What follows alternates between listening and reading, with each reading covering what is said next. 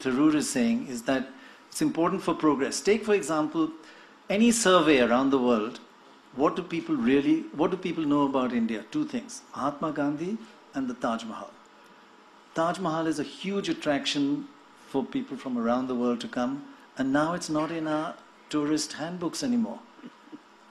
It's been excluded. Now, why?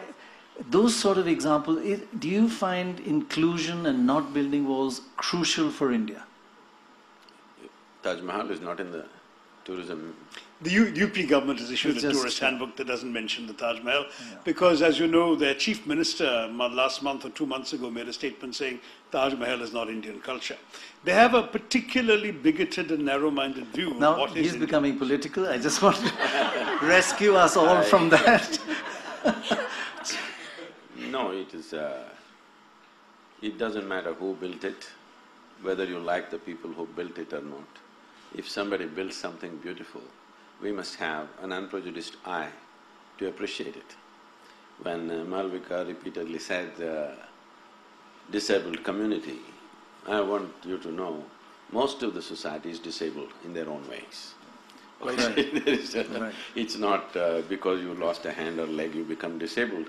People are disabled. They tend to disable themselves in so many ways.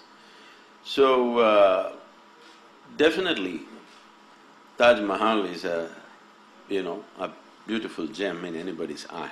You cannot exclude that from India. At the same time, I also don't believe that you must say this is the only thing in India. If you come to India, Taj Mahal is the only place to see. No, it's a very narrow way of doing things. I think that's what has been done for a long time. And it's time to change that by projecting everything else. There's so many but other definitely you can't remove a beautiful gem If like there's so many Taj other Mahal. beautiful things, we shouldn't look at who built them, just that they are beautiful right now. Especially if somebody whom you don't like built something beautiful for you, you must enjoy it even more. But I worry a bit about you saying people you don't like. Is that… No, I'm saying if you don't like somebody and they build something beautiful for you, But are you talking isn't about there a double joy? But when you say somebody you don't like, you're not talking about a community. No, I'm talking about I'm an not individual. I'm saying I mean, I did not know that Taj Mahal is pulled out of the tourism thing. I really did not know that. I'm saying the only reason why you may do such a thing is because you don't like someone who built it, because there is a history of invasion, there is cruelty, there are terrible truths of the past. Shashi has been… I am yet to read the book, I have the book, but I've heard him speak here and there about all the things that have been done during the British era, which is very cruel. Absolutely. But if we go to UK now, we don't hate those people. Yes, they have done this to us, we should never forget it. We should never forget it. This has been done to us because this should not be done to us once again. But it does not mean today's generation of English people, we have to hate them. Correct. No, that's not it. So the same They could goes… give us the Kohinoor back. That's the least you could No, have done. that is the… that same goes for Islamic invasions. They've done terrible things to us. But we don't have to forget it, we should not forget it. But also they stayed and became us, Sadhguru. Huh? They stayed and became us. There were some invaders who came and looted and left. But for many of the people, such as the emperor who built the Taj Mahal, they are us. They are part of our soil, assimilated into our culture.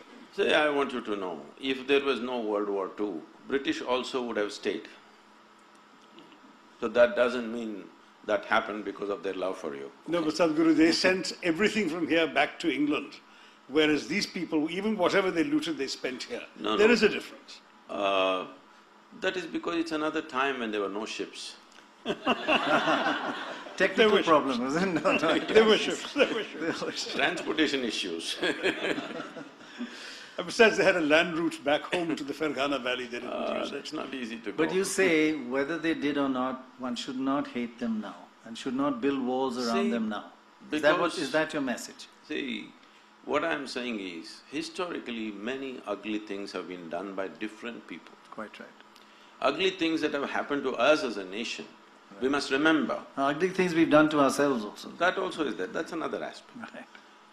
What others have done to us, we must remember, but we should not become bitter because this bitterness will destroy us.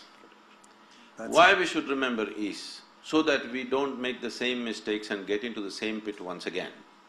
That's very important for me. course.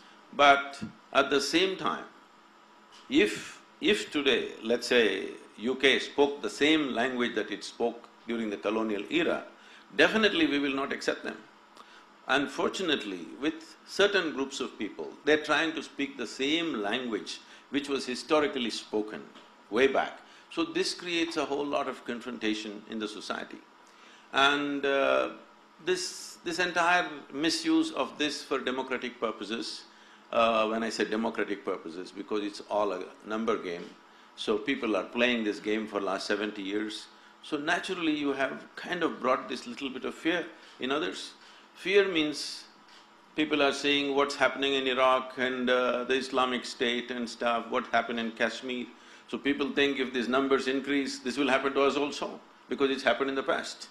So I feel if one thing stops, I think this entire little bit of heat going on between communities will die. That is, you don't try to change the dynamics of demographics.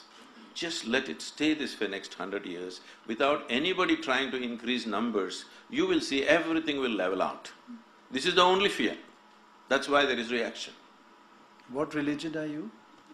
What religion are you? I never identified with myself with any religion as such, because we must understand this, religion is a very foreign thing to India. Because when you say if you have to belong to a certain religion, you have to believe something. But this has always been a land of seekers. We never ever believed anything. It doesn't matter, even when the so-called divine entities came, when Shiva came, his wife asked a million questions. The Shiva Sutra is full of questioning. And if Krishna comes, this man, his disciple, supposed to be asked 1,000 questions. Whoever came, no entity, however divine they were considered to be, could give us a commandment. Only debate he got. Because there was no such idea as the God in our minds ever. So there is no belief system. So how can you say there is a religion? So it's great that you're not a God man and you don't have a religion. I think that's a huge… God bless you actually for that. No, this…